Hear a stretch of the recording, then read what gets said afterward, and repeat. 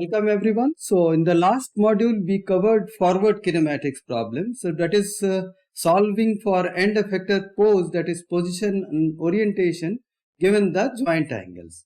So in this module we'll be doing an inverse problem of that. Given the end effector pose, we have to find out the joint angles. So that is a quick definition of inverse kinematics. We'll see as it comes, and we'll also be doing differential motion analysis for robots, that is to obtain velocity, acceleration and all the differential relations between joint and the end effector. We'll try to do in this module. So let us move ahead by simple definition of this, that is given the end effector pose, solving for joint variables, that is joint angles.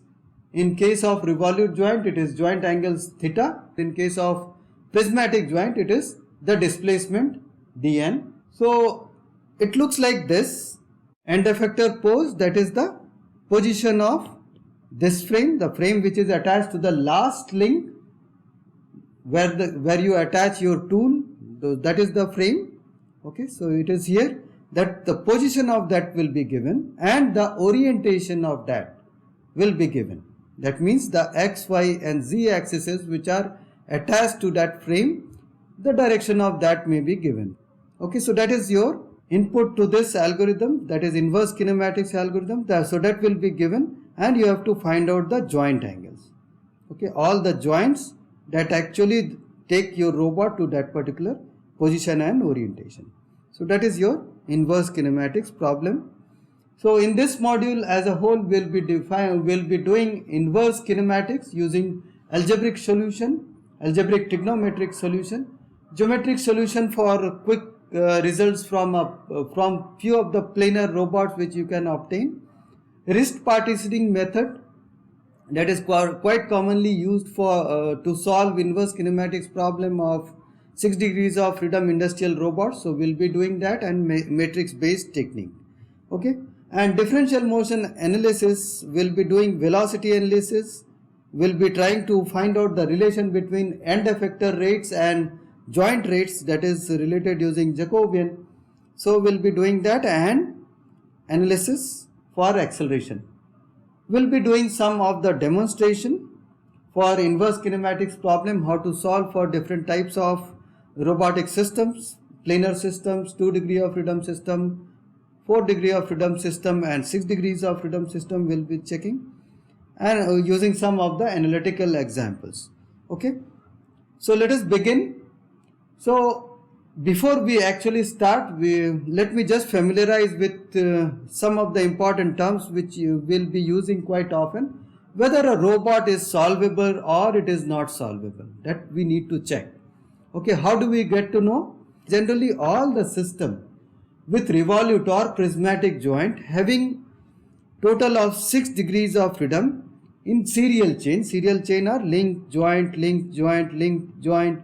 So that is how it terminates at the tool flange. Okay, so it is attached to the base. So normally for this kind of robot, this robot is mostly solvable using standard algebraic technique, until unless there are few exemptions which are there, like you may have one with several intersecting axes.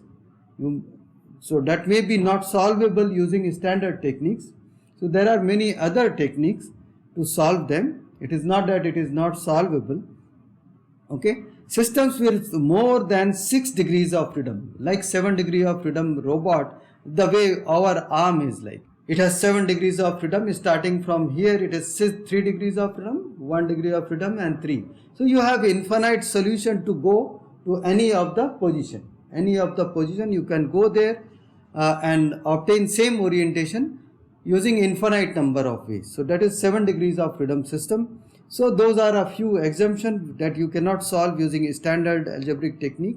Okay, so reachable workspace, you also know this using your old definition that we have discussed in first module, where we discussed industrial robot technical specification sheet. So what it said it is the volume of workspace that a robot can reach in at least one of the possible configuration. So at least in one of the possible configuration, it should touch that point, that end point, maybe the boundary point, maybe outer boundary or inner boundary.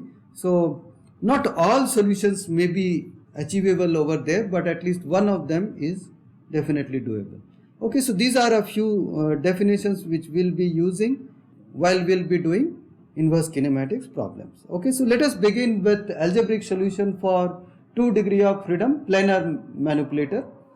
So you have also seen this when we did the forward kinematics for this. If you remember, when we arrived at x is equal to x and y given a1 and a2, those were the link lengths. So it was x is equal to a1 cos theta 1 plus a2 cos theta 1 plus theta 2. Similarly, you obtained y is equal to a1 sin theta 1 plus a2 sin theta 1 plus theta 2. This is what you obtained. That means given joint angles, you can obtain x and y. Now you have to do a inverse problem for this. Okay, so you will be given x and y, that is the end effector position. This is a positioning robot. You cannot obtain orientation with this by controlling the input parameters. Those are the joint angles. So yes, so x and y will be given and you have to solve for joint angles, that is the joint parameters theta 1 and theta 2. Okay, so let us begin with this. So using triangle OAE, O, A and E, you can quickly write using cosine formula from trigonometry, you know. So that is cos alpha. Alpha is angle A, which is here. So that may be written as a1 square plus a2 square minus r square. R is here, that is the length OE, that line which connects O and E. Okay, minus r square by 2a1 a2. So this is a quick formula that we can write. So now using triangle OCE, which is here, using Pythagoras theorem, you know r square is equal to x square plus y square. Done. This is quite trivial. So quickly I'll replace r from here. So I can write cosine alpha is equal to a1 square plus a2 square minus x square plus y square by 2a1 a2. So you know all these parameters, you know already a1, a2, those are the link lengths. You beginning an inverse kinematics problem here, x and y is also known, so you can obtain alpha quickly. So alpha is obtained. You see theta 2 is related to alpha. You can write it as theta 2 is equal to pi minus alpha. So cosine of theta 2 may be written as minus of cosine alpha. So now cosine of theta 2 becomes x square plus y square minus a1 square plus a2 square by 2a1 a2. Got it? So theta 2 is equal to this. So this is a quick output that you can obtain given all the parameters. Okay, I have to obtain the solution for joint angle theta 1. So now that I have already obtained theta 2, what I need to know is theta 1, that is the first joint angle. Okay, so you see using triangle OEB, this is a reconstruction that I have done. OEB, B is a point which is on the extension of the linked length from A to B. So just an extension which goes like this, and there is a perpendicular drop from the end effector position on this line that meets at B. So this is your 90 degree. So tan beta, beta is this angle which is here, the angle which is here. So tan of beta may be written as A2 sine theta 2. You see where it is? This is the distance EB. This is the distance EB, that is here, divided by A1 plus A2 cos theta 2. So that is this distance. It is this plus this. So that is the distance divided by OB. Got it? So tan beta is equal to this.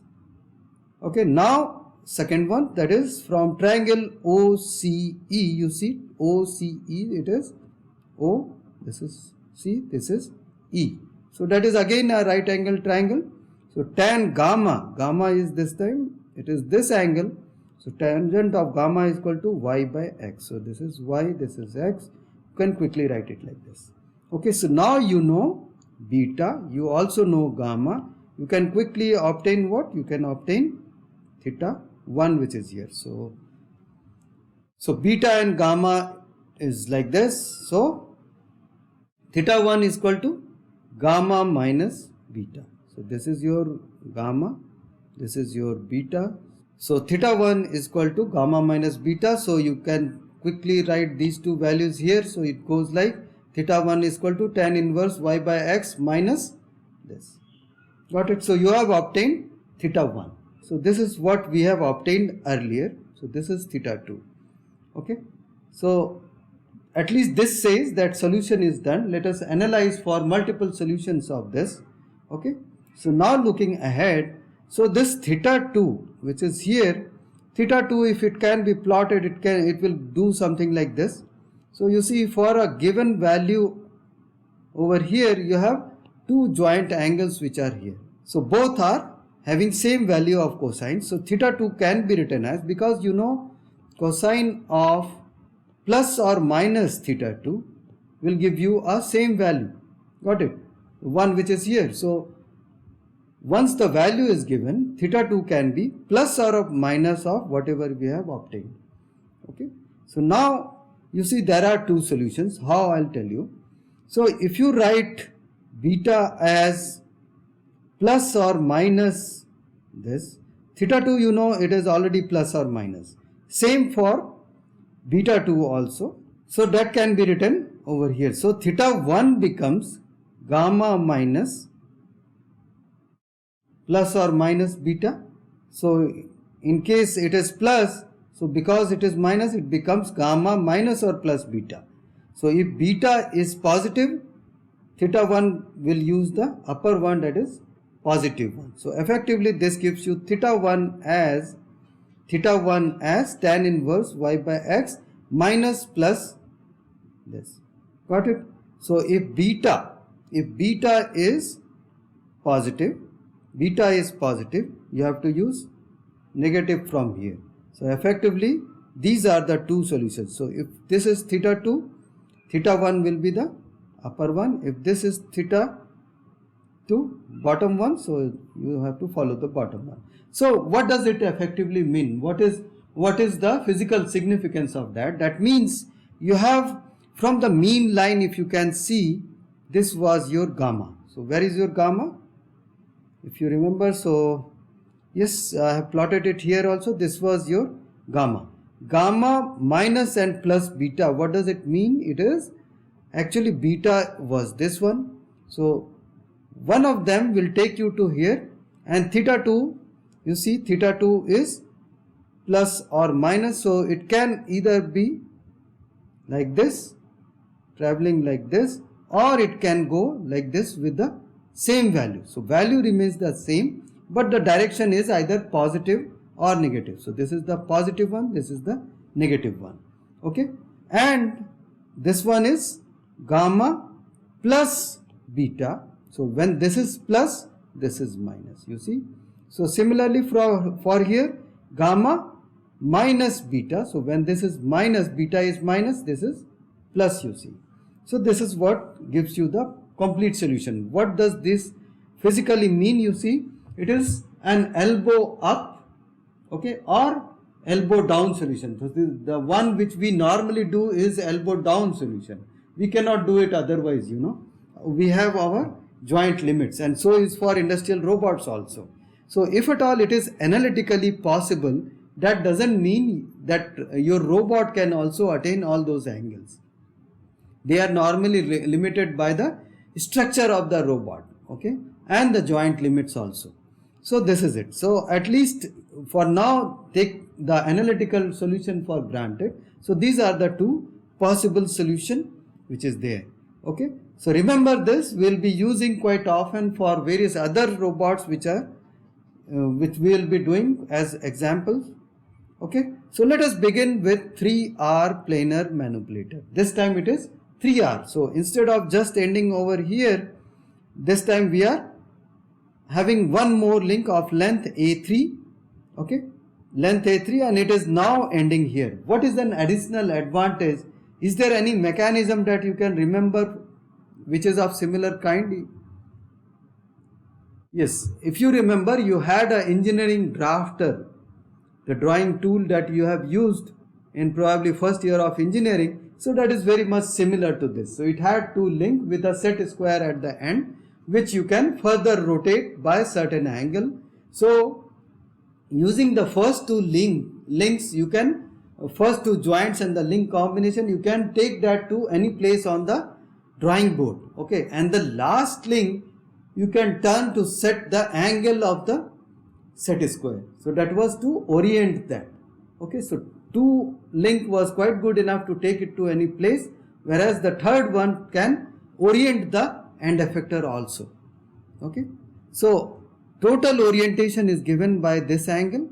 So that is combination of theta 1, theta 2 and theta 3, because all were relative angles. So in this case, what will be the input? So you will be given the end effector pose that says xy also, xy, that is the position and orientation which is attained by the end effector. So that is the frame orientation which is here. So if this is your frame, okay, so orientation of this frame with respect to the ground may be given. So this is the angle psi, okay. So that is what will be given. Okay, now I have to find out the joint angles theta 1, theta 2 and theta 3. So can you see the existing solution that we just now did, that is 2 degree of freedom robot. So your 2 degree of freedom robot lies here. You see it is here. So you already, provided you know the solution xy, which is the position over here, you already know the solution for theta 1 and theta 2 using the point xy, which is the point P2. Got it? So this is for P2. If you know this location, you can quickly get this. Can we know this? So we will be using this solution subset and we'll try to get to this point provided this information is given. So that should be my approach. So let us see how I am beginning. So this point P2x and P2y, x and y coordinate of this point may be given as, if you can draw the triangle which is here.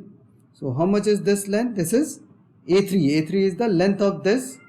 Psi is the total angle this. Okay, so that is this one only, which is already known. So A3 sin psi. So this distance is A3 sin psi. Okay. Similarly, the distance which is here is already A3 cosine of psi. So if you can deduct these two distances from the end effector pose, you can obtain this.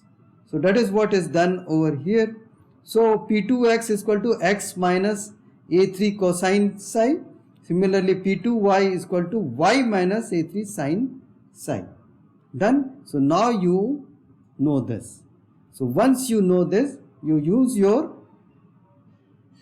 existing 2R planar manipulator solution that we just now did, and you can find out theta 1 and theta 2. Theta 1 and theta 2 is known using 2R planar solution. We already know this, so we can solve for this. So once theta 1 and theta 2 is known, you know this, the orientation which is given, that is the psi angle, is sum of theta 1, theta 2 and theta 3. Got it? So now you can write theta 3 as psi minus theta 1 plus theta 2. Then thus all the angles that are theta 1, theta 2 and theta 3 all are known. Okay. So is this the solution again? You already know at least this part of the subset has got two solutions. One was this, other was this. So this was elbow down solution and this is elbow up solution. So up solution and down solution. Two solutions are there. So can you visualize this? Any other solution apart from this? At least we have frozen our last link, because you know the last link can only make an angle psi. So last link is frozen because that constraint is fixing it. The position is fixing the tip, angle is fixing this tip as well. So both the ends are clearly defined, so you cannot move this link. Once xy and psi is given, so this point is totally fixed. So for at least this point, remaining two links can have two solutions. So intuitively you can say it has two solutions again. Okay, so this I call it as planar decoupling. Why? You know, it is now decoupled. The problem itself of inverse kinematics problem of position and orientation solving for joint angles is now decoupled. So you have to solve using position and using rest of the links to solve for theta 1 and theta 2, whereas this was solved by using the orientation angle which was given. So orientation and positioning robots are separate. So this part of the system could give you orientation, this part can give you position. Okay, so you have just now decoupled the problem to two different problems. You solve for angle and then you solve for position, and effectively you solve for all the angles.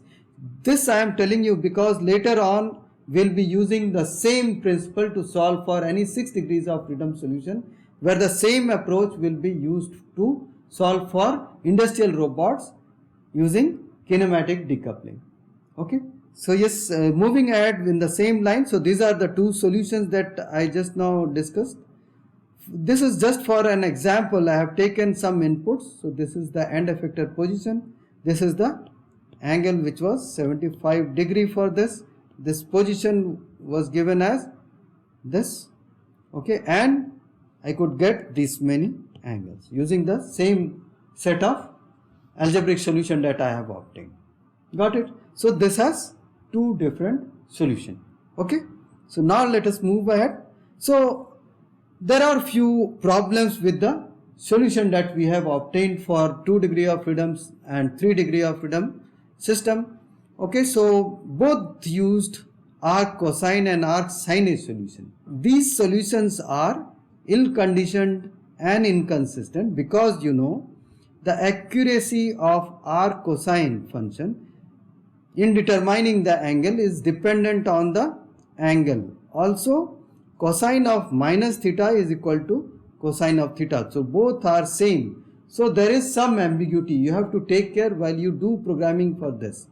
Also for sine A, as sine theta approaches to 0 or 180 degree, it gives an inaccurate solution, and sometimes they are undefined if it comes in the denominator also. So as theta tends to 0, you know it is very difficult to obtain those solutions. So solution for inverse kinematics is specific to any architecture, because you have seen just now each and every structure of the robot has its own solution. There is no generic solution like serial chain in forward kinematics that we did earlier in the previous module. Okay, so you had a specific solution. Any general robot can be solved using that, but there is no general solution for inverse kinematics, unfortunately. Okay, so this is there. Okay, and also in order to get rid of these type of problems, sine A and cosine function, try to get as much as possible tangent solution, or you can you can easily convert sine A to tangent, cosine to tangent one angle solution using trigonometrical functions. So if you know tangent solution, you can quickly obtain it like this. Okay, so this is this special algorithm which uses which is known as 4-quadrant arc tangent solution is defined as this. This has possibility to take care of all the positive and negative. Let us say if it is a tan y by x, it will give you same value for positive of y and x and negative for y and x. So you know the problem now. So this is the solution for this. So it defines a tan 2, it is known as a tan 2, at least in MATLAB. It is commonly used also. So it says it is a function of y and x, whereas when y is negative, you have to use this. When y is greater than 0 and x is negative, you have to use this. So actually it takes care of all the quadrants. Okay, so if this is y, this is x, so where you are lying, you know it physically. If x and y both are positive, you can quickly use the way it is, this one. So x is positive, y is positive, you can directly use the way it is given. So that is where your solution should be. But if y is negative, you know, if y is negative, the same one, you know, your angle will be like this. So that is the reason, if y is less than 0, you have to use this one. Okay, and if there is also possibility that in case of tangent solution, when x tends to 0, angle tends to, your value tends to get infinity. So in that case, angle will be given as pi by 2, you know. So if y is greater than 0 and x is equal to 0, in that case you have to use this. And if y is less than 0, x equal to 0, it becomes minus 90 degree. Both are equal to 0. That is not possible, so it is undefined. Got it? So it takes care of complete range of angle from minus pi to plus pi, and for all the quadrant. Okay, so this is why it is very, very useful. Try to get tangent solution, or try to convert the cosine ones to tangent one, and then you can use this. Okay, so this is to be taken care of while you solve inverse. This will give you complete range of solution and without any ambiguity. Okay, so let us do, let us first understand what is geometric solution before we actually do it. So how can you draw a two-link using, you can do forward kinematics of a two-link system using geometric approach. So what you know is link length A1 and A2. What I want to know is the position XY, okay, position XY for the given theta 1 and theta 2, those are the joint angles. So you are given this, you are given this, you have to find out XY. How you can do it? You have a coordinate system now. So this is your X, okay, this is your Y. Now I'll be drawing the robot. Okay, so here goes your robot. So you just have to understand this is your A1. So this is always constant. So you can quickly draw a circle with radius A1. I don't know how good I am, but yes, it looks okay. So this is your A1. Okay, so this is your A1. A1 can go anywhere, but you can always draw a straight line that is at an angle theta 1. So wherever it intersects, that means this is the length A1, this is the angle theta 1. So this should be the tip of your first link. Got it? From here your second link should originate with an angle theta 2. So now you understand what I am going to do. So this is your second point from where you can draw another circle of how much radius? This one, A2 radius. So now I'll also draw a circle with radius A2. And again I'll draw a straight line at an angle theta 2 originating from here. So this time I'll again draw a line at an angle theta 2 from here. So this is A2. Wherever it intersects, this becomes your A2 and this becomes your end effector point XY. Got it? So this is how you can do forward kinematics using geometric approach. So you see, same you can do for any number of serial chain system. If it is planar, you are given A1, A2, A3, theta 1, theta 2, theta 3, you can quickly obtain the end effector pose also, position also, right? XY you can quickly obtain just by measuring the angle. You can obtain orientation of the end effector frame also. Okay, so this is how geometric approaches are to be done, at least for planar. Let us quickly do inverse kinematic solution for 2R. That is 2 revolute, the same planar system which is given. So what you will be given is xy. What additionally you will be given is link lengths, that is A1 and A2. Let us see, can we solve for theta 1 and theta 2. Got it? So this is to be solved. Okay, so let us do it. So again I'll draw the horizontal x-axis and I'll also draw the y-axis which is here. Okay, I am given the point in its workspace which is xy. Okay, so this is already given, xy is given, it is within the workspace of the robot minded. Now can I get the complete configuration of my system? So again I'll do the same thing. I already know the link length A1. Okay, so it should start from this point, so I'll just draw a circle of radius A1. I am done. I know my second link is going to end over here. Okay, second link will end over here.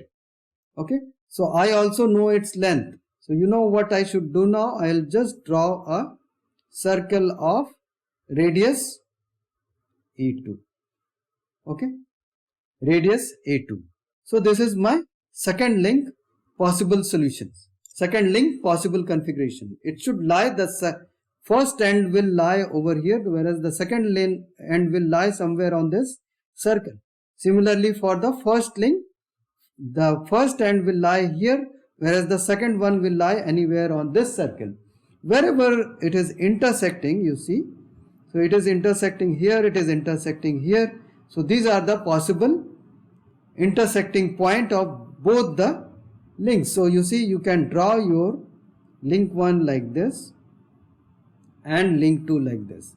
So this is one possible solution. Another one is this one. So this is your elbow down solution. This is elbow up solution.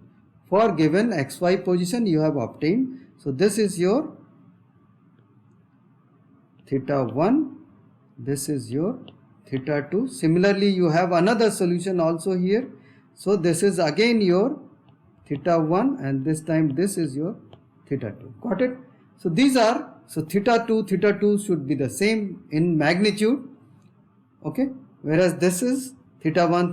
If at all you are interested to find out the gamma, which was the intermediate solution, it should be somewhere over here. Got it? So now you can visualize what we have done.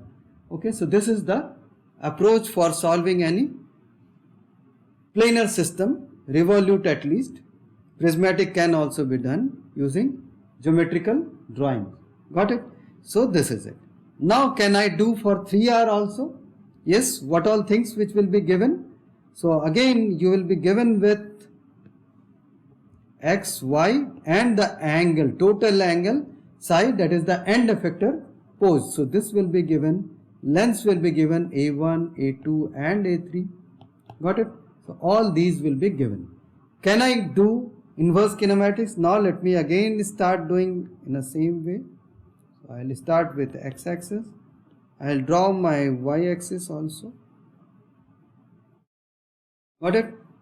So start from something that you know. Again I will do the same thing. I know my link length A1 and the place where it starts. Okay, so I will start from here. I will draw a circle of radius A1. Done. From here, again I know the last link point. So xy I already know. Okay, I also know its slope. So can I draw the slope quickly? So I also know its slope and its, so from this point, end effector point, you have to make an angle psi here and draw it backward, take it to this point by a distance A3. So you know this last link length, that is A3, you also know from ground it is making an angle psi. Got it? So let me rewrite it once again. So this is your angle which is known from the ground. This distance is known. So you already have reached till the point P2. Okay, this was your P3, which is end effector 0. P1 is somewhere on this circle which is here. Now let me do this A2. So A2 starts from here. The second link starts from here. Length is given by A2. So now it should lie somewhere on the circle again. So let me draw this circle once again. It should be something like this. So this is a circle with radius equal to A2 starting from P2 point. Now if we connect all the points, so this is one solution. Got it? This is one solution. So this is your P1, this is your P2, this is your P3. Okay, and similarly you have yet another solution that is given by this one. So this is the point of intersection. This is your second link. Okay, so now all the link lengths I can write. So this is your A1, this is A2, this is A2.